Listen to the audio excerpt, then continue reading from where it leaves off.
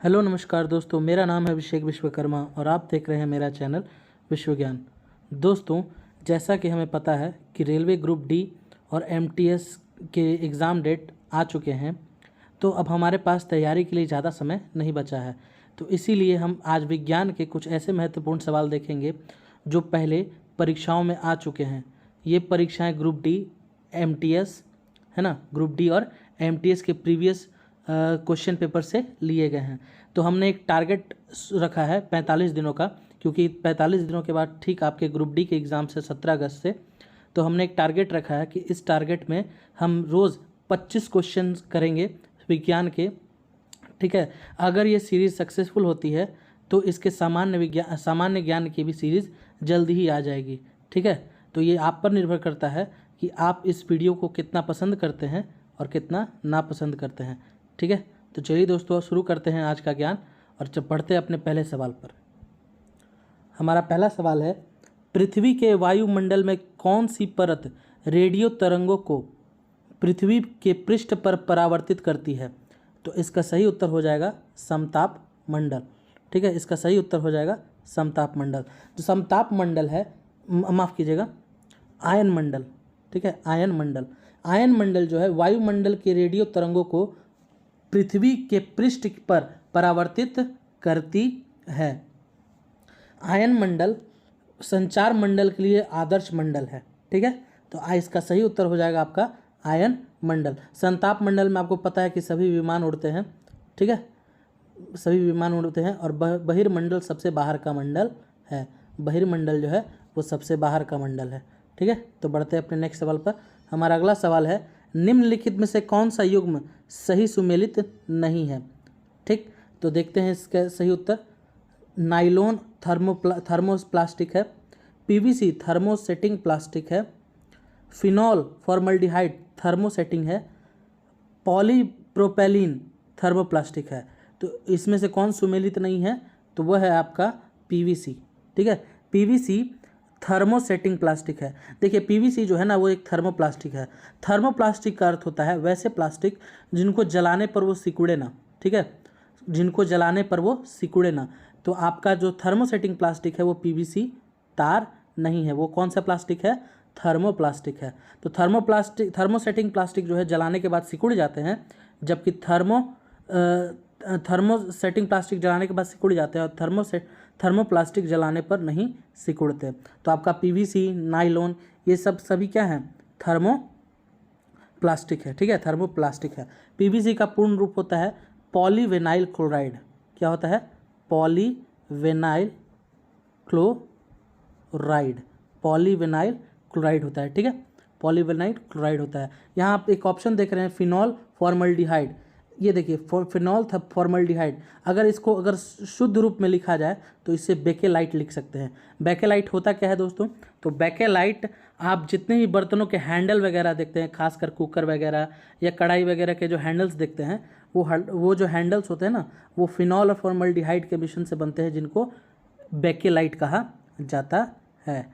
ठीक है, बेकेलाइट कहा जाता है। नेक्स्ट बढ़ते हैं अपने नेक्स्ट सवाल पर।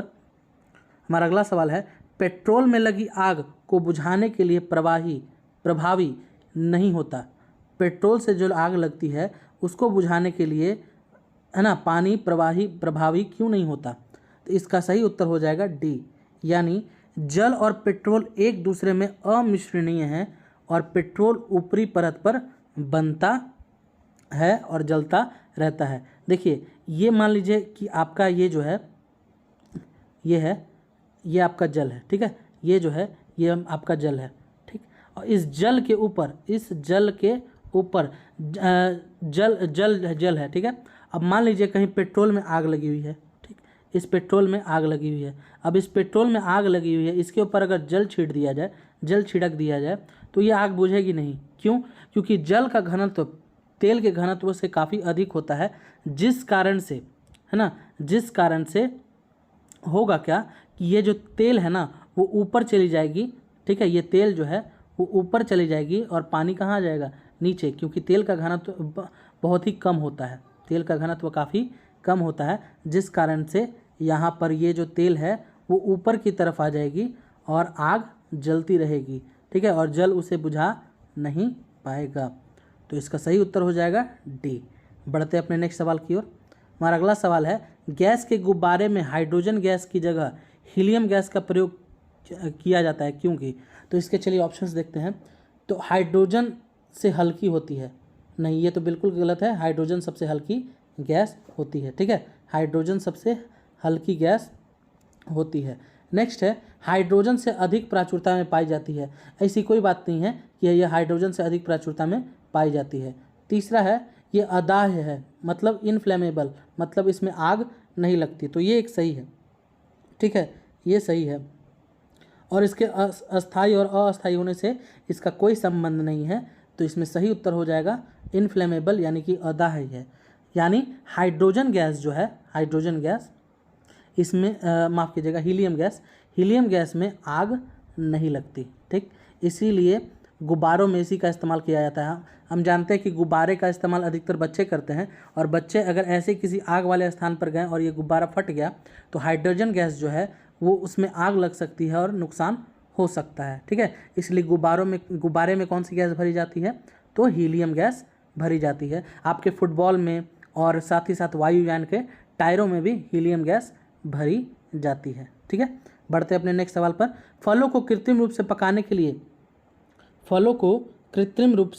पकाने के लिए कौन सी गैस प्रयुक्त होती है? तो यह है आपका एसीटिलीन। एसीटिलीन गैस जो है ये फलों को कृत्रिम रूप से पकाने के लिए इस्तेमाल किया जाता है, ठीक है। नेक्स्ट है, इसी के साथ आपका एक और गैस है जिसका नाम है इथिलीन। इथिलीन गैस भी पकाने के काम में आती है किसी भी फलों को, ठीक है, किसी भी फलों को पकाने के काम में आती है।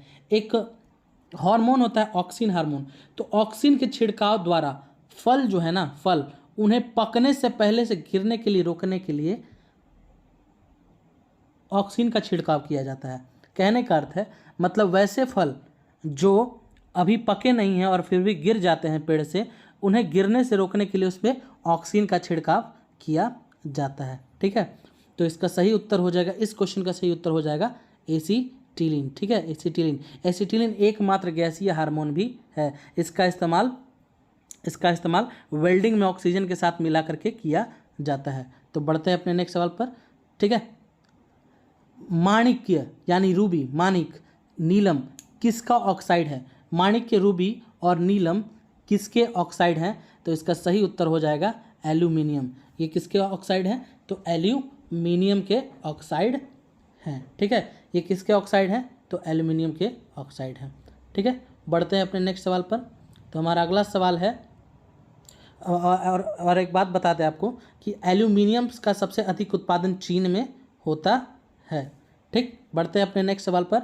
एक फोटो सेल में प्रकाश ऊर्जा को परिवर्तित किया जाता है। तो फोटो सेल की बात करें तो यह है सोलर प्लेट, और जो सोलर सेल या सोलर प्लेट जो हैं वो प्रकाश ऊर्जा को विद्युत ऊर्जा में परिवर्तित करते हैं। सोलर सेल में किन किन प्रकार के तत्वों का प्रयोग किया जाता है? तो हमने पिछले सेशन में भी देखा था, ठीक है, सेलेनियम, एल्युमिनियम, ठीक है, और आपका सिलिकॉन।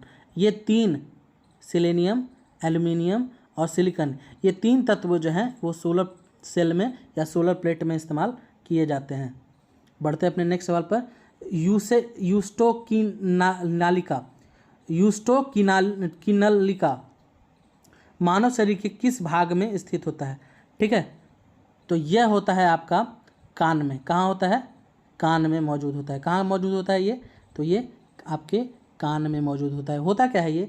तो अगर ये आपका कान है, ध्यान से देखिएगा, अगर ये आपके कान है तो कान से एक नली जाती है आगे की ओर, और आगे जाके ईयर ड्रम से जुड़ती है। किससे? ईयर ड्रम से, जिससे आवाज़ टकराती है। तो ये जो आप यहाँ नलिका देख रहे हैं, इसी नलिका का नाम है यूस्टोकिनलिका, है ना, यूस्टोकिनलिका। ये जो नलिका आप देख रहे हैं इसी का नाम क्या है? स्टोकिनलिका। तो स्टोकिनलिका जो है आपके किस अंग के भाग हैं? तो यह कान का भाग है। ठीक, कान में कितने प्रकार की हड्डी पाई जाती हैं? तो याद रखिएगा, MIS, मैलियस, इनकस, स्टेपिस। ठीक है, मैलियस, इनकस और स्टेपिस। स्टेपिस जो है आपके शरीर की सबसे छोटी हड्डी होती है। ठीक है, तो बढ़ते हैं अपने नेक्स्ट सवाल पर। हमारा अगला सवाल है, यदि मनुष्य की एक ही आँख होती तो क्या होता। ठीक है, बचपन में पूछा जाता था सवाल कि अगर एक आँख से एक चीज़ें दिखती हैं तो दोनों आँख से कितनी चीज़ें देखी जाएंगी। तो बचपन में हम लोग इसका उत्तर देते थे 2। ठीक है, लेकिन यहाँ पूछा जा रहा है आपसे कि यदि मनुष्य की एक ही आँख होती तो क्या होता। तो वस्तु का प्रतिबिंब उल्टा बनता, तो ऐसा तो कुछ नहीं है, है ना। दृश्य क्षेत्र कम हो जाता, ये बिल्कुल सही है। ठीक है, आपका दृश्य क्षेत्र क्या हो जाता, कम। आपको दिखाई तो देता, लेकिन देखने की जो एरिया है ना, देखने का जो एरिया वो घट जाता। नेक्स्ट है आपको त्रिविमीय प्रतिबिंब दिखाई नहीं देता, मतलब 3D में दिखाई नहीं देता। ये बिल्कुल सही है कि आपको 3D में सब कुछ दिखाई नहीं देता। तो इसका सही उत्तर हो जाएगा बी एंड सी। ठीक है, तो इसका सही उत्तर हो जाएगा बी एंड सी। तो बढ़ते हैं अपने नेक्स्ट सवाल पर। हमारा अगला सवाल है, रुधिर स्कंदन में मदद करने वाला विटामिन कौन सा है। स्कंदन का अर्थ होता है थक्का। ठीक है, थक्का, क्या, थक्का। तो रक्त का थक्का बनाने में कौन सा विटामिन सहायक है। तो इसका सही उत्तर हो जाएगा विटामिन के। देखिए ये सवाल तो बहुत ही आसान है, लेकिन अगर आपसे पूछ देगा कि रक्त के स्कंदन में कौन सा धातु या कौन सा तत्व, ध्यान से सुनिएगा, कौन सी धातु या कौन सा तत्व मदद करता है, तो इसका सही उत्तर हो जाएगा कैल्शियम। ठीक है, तो रक्त के स्कंदन में कौन सी धातु पूछेगा तो भी कैल्शियम, और कौन सा तत्व पूछेगा तो भी कैल्शियम। ठीक है, लेकिन अगर विटामिन पूछेगा तो हो जाएगा ये विटामिन के। तो बढ़ते हैं अपने नेक्स्ट सवाल पर। हमारा अगला सवाल है, निम्नलिखित में से कौन सही मेल है। तो चलिए ऑप्शंस देखते हैं। किरीटी आघात, संवहन तंत्र विस्फार, तो ये तो गलत हो जाएगा। नेक्स्ट है एरिथ्रोस्क्लेरोसिस, है ना, एरिथ्रोस्क्लेरोसिस, धमनियों का अवरुद्ध हो जाना, तो ये गलत है। हाइपरटेंशन, न्यून रक्तचाप, गलत है। हाइपरटेंशन में आपका ब्लड प्रेशर हाई हो जाता है, तो यहाँ न्यून नहीं होगा, यहाँ पे हाई होगा। क्या होगा, हाई ब्लड प्रेशर, तो ये भी गलत हो जाएगा। अगला है हाइपरटेंशन, हाइपोटेंशन। ठीक है, हाइपोटेंशन से दिल का दौरा, तो ये बिल्कुल सही है। आपको हाइपोटेंशन से या हाइपरटेंशन से दिल का दौरा पड़ने की संभावना बहुत ही अधिक होती है। तो इसका सही उत्तर हो जाएगा हाइपोटेंशन का दिल का दौरा। तो पढ़ते हैं अपने नेक्स्ट सवाल पर। हमारा अगला सवाल है कि अनियततापी, ठीक है, अनियततापी प्राणियों के लिए निम्नलिखित में से कौन सा सही है ना। अनियततापी प्राणियों के लिए निम्नलिखित में से कौन सा सही है। तो पढ़ते हैं निम्नलिखित में क्या है। उनका रक्त हर समय शीतल रहता है, नहीं, है ना। एक शीत रक्त के जानवर अलग से आते हैं, जैसे कि आपका छिपकली हो गया। तो शीत रक्त के जानवर के बारे में यहाँ बात नहीं की जा रही है ना। वैसे देखिए, वैसे जीव जिनका तापमान, शरीर का तापमान नियत नहीं होता है, अनियत तापी, ठीक, फिक्स नहीं होता, उनके शरीर का तापमान वायुमंडल के अनुसार बदलते रहता है। तो ये बिल्कुल सही है। ठीक है, उनका जो शरीर का तापमान है ना, नियत नहीं रहता, वो क्या होते रहता है, शरीर के वायुमंडल के तापमान के अनुसार बदलता रहता है। तो इसका सही उत्तर हो जाएगा बी। अनियत तापी प्राणियों के लिए क्या सही है, तो उनके शरीर का तापमान वायुमंडल के तापमान के अनुसार बदलता रहता है। नेक्स्ट है, एड्स वायरस का आनुवंशिकी पदार्थ होता है। ठीक है, एड्स वायरस का आनुवंशिकी पदार्थ होता है, तो ये होता है एक सूची RNA, एक सूची RNA। ठीक है, RNA का पूर्ण रूप क्या होता है, ribonucleic acid, ribonucleic acid. AIDS virus का आनुवंशिकी पदार्थ एक सूची RNA होता है। देखिए ये जो है एक HIV वायरस है।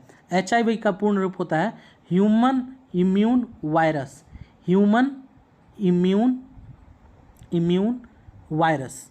ठीक है, ह्यूमन इम्यून वायरस। ठीक, तो ये क्या करता है, आपके इम्यून सिस्टम जो आप बीमारी से लड़ता है उसे ही क्या कर देता है, ये खत्म कर देता है। मतलब ये आपके शरीर में जैसे एंट्री करेगा तो आपके WBC को मारना शुरू कर देगा। ठीक, तो इस प्रकार आपकी जो रोग प्रतिरोधक क्षमता जो होती है ना, वो खत्म हो जाती है। ठीक है, तो एड्स वायरस जो है ये HIV है, और HIV एक रोटा वायरस है। क्या है, रोटा वायरस। क्या है ये, रोटा वायरस है। ठीक है, कोई दिक्कत। तो बढ़ते हैं अपने नेक्स्ट सवाल पर। हमारा अगला सवाल है, रडार के आविष्कारक कौन है? देखिए ये बहुत ही ज़्यादा कंफ्यूजिंग सवाल है, ठीक। कहीं पे इसका उत्तर कुछ और देता है, कहीं पे इसका उत्तर कुछ और देता है। देखिए इसका उत्तर जो है ना वो आपको ऑप्शंस के अनुसार लगाना पड़ेगा। तो रडार का आविष्कार बहुत जगह आपको वाटसन वाट मिलेगा। क्या मिलेगा? वाटसन वाट, ठीक है, वाटसन वाट। लेकिन आपको बहुत जगह इसका आंसर टेलर और यंग भी दिखाई देगा, ठीक है, टेलर और यंग। तो इसका उत्तर दोनों ही है, लेकिन ये आपको ऑप्शंस के अनुसार मारना है। अगर आपको ऑप्शंस में वाटसन वाट दिया रहेगा तो वाटसन वाट लगाएंगे, और टेलर और यंग दिया रहेगा तो टेलर और यंग लगाएंगे। ये देखिए दोनों ऑप्शंस एक साथ नहीं दिए जाएंगे, ठीक है। इतना तो परीक्षा लेने वाले को भी पता है कि दोनों ऑप्शंस एक साथ नहीं दिए जाएंगे, ठीक। तो ये आपके ऑप्शंस के अनुसार इसका आंसर चला जाएगा। तो एच टेलर और लियो सी यंग यहाँ पर सही उत्तर हो जाएगा। अगर ये ऑप्शंस में नहीं रहेंगे तो वाटसन वाट। बढ़ते हैं अपने नेक्स्ट सवाल पर। खाने का सोडा का रासायनिक नाम क्या है? तो इसका सही उत्तर हो जाएगा सोडियम बाई कार्बोनेट, NaHCO3, ठीक है, NaHCO3। ये सोडियम बाई कार्बोनेट है, खाने वाले सोडे का नाम है, ठीक है। काफ़ी आसान सवाल था। नेक्स्ट है परमाणु पाइल, ठीक है, परमाणु पाइल का प्रयोग कहाँ होता है? तो इसका सही उत्तर हो जाएगा ताप नाभिकीय संलयन के प्रचालन में, ताप नाभिकीय संलयन के प्रचालन में। तो इसका सही उत्तर हो जाएगा ताप नाभिकीय संलयन के प्रचालन में। तो नाभिकीय संलयन में होता क्या है? तो नाभिकीय संलयन में दो छोटे परमाणु मिल करके संलयन होकर के एक बड़े परमाणु का निर्माण करते हैं। जैसे कि हाइड्रोजन, दो हाइड्रोजन मिल करके, ठीक है, दो हाइड्रोजन मिल करके एक हीलियम का निर्माण करते हैं। किसका निर्माण करते हैं? तो एक हीलियम का निर्माण करते हैं। लेकिन ऐसा करने के लिए बहुत ही हाई टेम्परेचर चाहिए, ठीक है, ऐसा करने के लिए बहुत ही हाई टेम्परेचर चाहिए, ठीक है।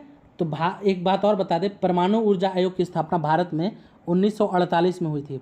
परमाणु ऊर्जा आयोग की स्थापना भारत में 1948 में हुई थी। आयोग की स्थापना 48 और परमाणु ऊर्जा विभाग की स्थापना 1954 में हुई थी। विभाग की स्थापना 54 में, लेकिन आयोग की स्थापना 48 में हुई थी, ठीक है, 48 में हुई थी। और भारत ने अपना पहला परमाणु परीक्षण 18 मई 1974 को किया, और दूसरा परमाणु परीक्षण है ना 11 मई 1998 को किया। पहला 18 मई 1974, दूसरा 11 मई 1998। तो बढ़ते हैं अपने नेक्स्ट सवाल पर। हमारा अगला सवाल है, सामान्य प्रयोग में आने वाला मसाला लौंग कहाँ से प्राप्त होता है? तो यह प्राप्त होता है आपका फूल की कली से। किससे? फूल की कली। तो लौंग को अगर आप ध्यान से देखेंगे तो आपको ऐसा लगेगा कि किसी फूल की कली को सुखा दिया गया है ना, सुखा दिया गया है। इसीलिए ये कहाँ से प्राप्त होता है? तो फूल की कली से प्राप्त होता है, ठीक। पेड़ की छाल से आपका है ना, पेड़ की छाल से आपका दाल चीनी का प्राप्त होता है। क्या प्राप्त होता है? दाल चीनी प्राप्त होता है। तो बढ़ते हैं अपने नेक्स्ट सवाल पर। जो पदार्थ जल के संपर्क में आने पर तत्काल कोलाइडी विलयन बना लेता है ना, तत्काल कोलाइडी विलयन बना लेता है, उसे क्या कहते हैं? तो उसे जल रागी क्लोराइड कहते हैं। क्या कहते हैं? जल रागी क्लोराइड। तो जल रागी क्लोराइड जो पदार्थ जल के संपर्क में आने पर तत्काल कोलाइडी विलयन बन जाता है, ठीक है। तो बढ़ते हैं अपने नेक्स्ट सवाल पर। हमारा अगला सवाल है, गामा किरण क्या होती है? गामा किरण क्या होती है? तो इसका सही उत्तर हो जाएगा रेडियो सक्रिय पदार्थ द्वारा उत्सर्जित ऊर्जा युक्त किरणें। देखिए किसी रेडियो एक्टिव पदार्थ से 3 किरणें निकलती हैं, अल्फ़ा, बीटा और गामा। क्या निकलती है? अल्फ़ा, बीटा और गामा, ठीक, बीटा और गामा। क्या निकलती है? गामा। तो अल्फ़ा जो है वो आपका धन आवेशित होते हैं, बीटा जो है वो ऋण आवेशित होता है, और गामा पर कोई चार्ज नहीं होता, कोई भी आवेश नहीं होता, ठीक। तो ये रेडियो सक्रिय पदार्थों द्वारा उत्सर्जित ऊर्जा युक्त किरण है। इसमें ऊर्जा बहुत ही अधिक होती है। तो बढ़ते हैं अपने नेक्स्ट सवाल पर। एक अणु ग्लूकोज के पूर्ण ऑक्सीकरण से प्राप्त होते हैं, ठीक है, पूर्ण ऑक्सीकरण से प्राप्त होते हैं। तो इसका सही उत्तर हो जाएगा 38 अणु ATP, 38 अणु ATP। ठीक है, तो ग्लाइकोसिस की संपूर्ण सक्रिया में साइटोप्लाज्म में होता है। कहाँ होता है? साइटोप्लाज्म। इसमें 2 ATP का शुद्ध लाभ होता है। कितने लाभ? शुद्ध लाभ। कहने का अर्थ है कि ये क्रेब्स चक्र के उपरांत, है ना, क्रेब्स चक्र के बाद जो श्वसन ग्लूकोज का पूर्ण ऑक्सीकरण होता है, श्वसन में ग्लूकोज का पूर्ण ऑक्सीकरण होता है, उसमें आपको 36 ATP मिलते हैं। कितने? 36 ATP। ठीक है, 36 ATP। लेकिन ग्लाइकोसिस की संपूर्ण क्रिया जब होती है ना, तो उसमें 2 ATP, कितने? 2 ATP का लाभ होता है। कितने? 2 ATP का 2 ATP का लाभ होता है, शुद्ध लाभ होता है, जिससे क्या होता है, ये 38 अणु ATP में बदल जाता है।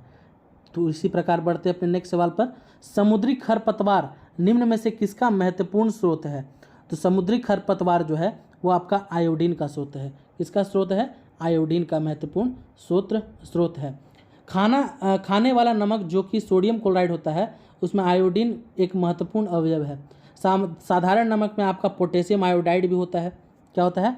Potassium iodide. पोटेशियम आयोडाइड से संबंधित आपको बता दें कि परमाणु वैसे जगह हैं जहाँ पर परमाणु ऊर्जा संयंत्र है, उसके आसपास के सभी मेडिकलों में यह जो दवा है ना, ये मुफ्त उपलब्ध कराई जाती है, क्योंकि ये आपका रेडिएशन से बचाने वाली दवा है। कौन सी दवा? Potassium iodide.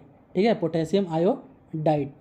तो बढ़ते हैं अपने नेक्स्ट। आयोडीन की कमी से आपको पता ही है कि घेघा रोग होता है, और आयोडीन जो है वो एक हैलोजन ग्रुप का तत्व है। तो बढ़ते हैं अपने नेक्स्ट सवाल पर। हमारा अगला सवाल है कि सामान्यतः 1 से 3 वर्ष के शिशुओं में प्रोटीन की कमी से निम्नलिखित में से कौन सा रोग होता है? तो इसका सही उत्तर हो जाएगा क्वार्सी-योरकर, है ना, क्वार्सी-योरकर। तो क्वार्सी-योरकर की कमी से 2 रोग होते हैं। ठीक है, 2 रोग होते हैं। एक होता है आपका क्वार्सी-योरकर, माफ़ कीजिएगा, प्रोटीन की कमी से। प्रोटीन की कमी से आपके 2 रोग होते हैं। एक होता है क्वार्सी-योरकर और दूसरा होता है मरासमस। ठीक है, मरासमस। ये दोनों ही बीमारी किससे होती हैं? तो प्रोटीन की कमी से होती है। प्रोटीन की कमी से शिशुओं में जो सूखा रोग होता है ना, उसे ही मरासमस कहते हैं। तो प्रोटीन का प्रमुख स्रोत क्या है? दूध, अंडा, कली, बादाम, दाल, सोयाबीन, पनीर, मांस, मछली, अंडे। ठीक है, ये सब क्या हैं? प्रोटीन के महत्वपूर्ण स्रोत हैं। मानव शरीर का लगभग 15% भाग जो है ना, मानव शरीर का लगभग 15% भाग यह प्रोटीन से बना होता है। किसके बना होता है? प्रोटीन से बना होता है। आपके दूध में भी प्रोटीन पाया जाता है, जो कि जिसका नाम क्या है? Casein protein. क्या नाम है? केसीन प्रोटीन नाम है। ठीक है, केसीन प्रोटीन नाम है। नेक्स्ट है, बढ़ते अपने नेक्स्ट सवाल पर। कोशिका के जड़ों द्वारा अवशोषित जल शीर्ष तक पहुंचता है। जड़ों द्वारा जल शीर्ष तक पहुंचता है। देखिए, इसका उत्तर आपको शायद पता हो, लेकिन ऑप्शंस में आप देखिएगा तो यहाँ पे आपको ऑप्शंस मिलेंगे ही नहीं। ठीक है, तो यहाँ पर उसका उत्तर हो जाएगा दारू द्वारा। ठीक है, दारू द्वारा। सुनने में थोड़ा हास्यास्पद है, लेकिन है ना, हंसी आती है, लेकिन इसका सही उत्तर है दारू। तो दारू जो है, दारू को हम इंग्लिश में कहते हैं जाइलम। क्या कहते हैं इंग्लिश में? जाइलम। ठीक है, क्या कहते हैं इसको? जाइलम कहते हैं। तो आपका जड़ों द्वारा अवशोषित जल शीर्ष तक किस माध्यम से पहुंचाया जाता है? तो जाइलम द्वारा पहुंचाया जाता है। ठीक है, इसे हिंदी में क्या कहते हैं? दारू। और फ्लोएम को क्या कहते हैं? तो पोषवाही उत्तक कहते हैं। क्या कहते हैं? पोषवाही उत्तक। इससे भोजन को पहुंचाया जाता है। तो बढ़ते हैं अपने नेक्स्ट सवाल पर। हमारा अगला सवाल है, कोशिकाओं के अध्ययन से संबंधित जैविक की शाखा, है ना, जैविक की शाखा को क्या कहते हैं? तो इसका सही उत्तर हो जाएगा साइटोलॉजी। ठीक है, साइटोलॉजी। साइटोलॉजी जो है वो कोशिका का अध्ययन कहलाता है। हिस्टोलॉजी उत्तकों का अध्ययन कहलाता है। ठीक है, बढ़ते अपने नेक्स्ट सवाल पर। कार्बन डाइऑक्साइड जल में घुलकर कौन सा अम्ल बनाता है? कार्बन डाइऑक्साइड जल में घुलकर कौन सा अम्ल बनाता है? तो इसका सही उत्तर हो जाएगा डाई हाइड्रोजन कार्बोनेट। कौन सा अम्ल बनाता है ये? तो डाई हाइड्रोजन कार्बोनेट। देखिए, आपसे सवाल पूछ रहा है कि कार्बन डाइऑक्साइड जल के साथ मिलकर H2O जल के साथ मिलकर क्या बनाता है? तो आप ध्यान से देखेंगे, यहाँ से आपके पास CO3 हो जाएगा, जिसे हम कार्बोनेट कहते हैं। क्या कहते हैं? कार्बोनेट। और हाइड्रोजन कितना है हमारे पास? 2, तो ये बनता है H2CO3। तो हाइड्रोजन कितने हैं? 2, इसीलिए इसे डाई हाइड्रोजन, और CO3 को कार्बोनेट कहते हैं, तो इसका पूरा नाम बनता है डाई हाइड्रोजन कार्बोनेट। तो इसलिए इसका नाम होता है डाई हाइड्रोजन कार्बोनेट। तो इसका सही उत्तर हो जाएगा ऑप्शन नंबर बी। मैं आपको एक बात और बता दूं, आप लोग में से बहुत लोगों को जल का रासायनिक नाम पता नहीं होगा। अगर आपको पता होगा तो कमेंट बॉक्स में ज़रूर बताइएगा कि जल का रासायनिक नाम क्या है। फिलहाल मैं आपको बता ही देता हूं कि जल का रासायनिक नाम क्या है। तो यहाँ पर आपका जल का रासायनिक नाम होता है हाइड्रोजन डाई ऑक्साइड। क्या होता है? Di hydrogen oxide. ठीक है, di hydrogen oxide, hydrogen di oxide नहीं, हाइड्रोजन डाई ऑक्साइड हो जाएगा। ठीक है, माफ़ कीजिएगा, मेरे से भी गलती हो जा रही है। तो इसका सही उत्तर हो जाएगा डाई हाइड्रोजन ऑक्साइड। क्या हो जाएगा? Die hydrogen oxide, hydrogen oxide. ठीक है, डाई हाइड्रोजन ऑक्साइड, ये सही है। ठीक है, डाई हाइड्रोजन ऑक्साइड। डाई क्यों? क्योंकि यहाँ 2 हाइड्रोजन है और ऑक्सीजन 1 है, इसलिए डाई हाइड्रोजन ऑक्साइड इसका सही उत्तर हो जाएगा। ठीक है, तो हाइड्रोजन का रासायनिक नाम क्या है? माफ़ कीजिएगा, जल का रासायनिक नाम क्या है? तो डाई हाइड्रोजन ऑक्साइड। तो इस प्रकार से हमारा आज का ज्ञान यहीं पे समाप्त होता है। दोस्तों, अगर आपको ये वीडियो पसंद आया है तो चैनल को लाइक कीजिएगा, सब्सक्राइब कीजिए, और अगर आपको ये वीडियो बहुत ज़्यादा पसंद आया तो बेल आइकन भी ज़रूर दबाइए। देखिए दोस्तों, ये सीरीज़ आपके लिए ही शुरू की गई है, तो अगर आपको ये सीरीज़ पसंद आती है तो इसके और भी काफ़ी सारे वीडियोज़ आ सकते हैं। और अगर आप इस सीरीज़ को बहुत ज़्यादा पसंद करते हैं तो इसके सामान्य ज्ञान वाला जो सेशन है वो भी जल्दी शुरू कर दिया जाएगा। तो ये सब आपके सपोर्ट पर निर्भर करता है। ठीक है, तो आज का ज्ञान यहीं समाप्त करते हैं, और तब तक के लिए नमस्कार।